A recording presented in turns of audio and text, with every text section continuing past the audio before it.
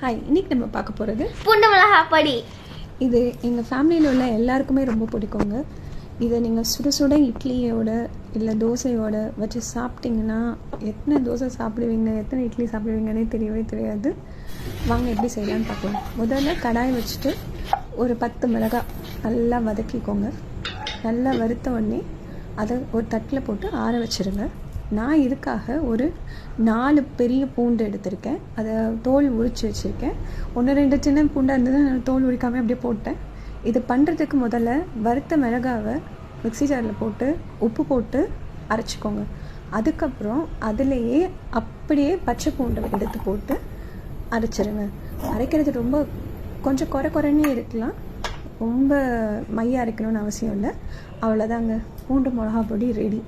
இதை நீங்கள் கண்டெய்னரில் போட்டு மூடி வச்சிட்டிங்கன்னா தண்ணி படாமல் அது எத்தனை நாள் வச்சுருந்தாலும் அது அப்படியே இருக்குங்க.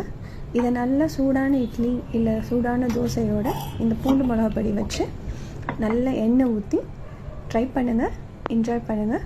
பாய்.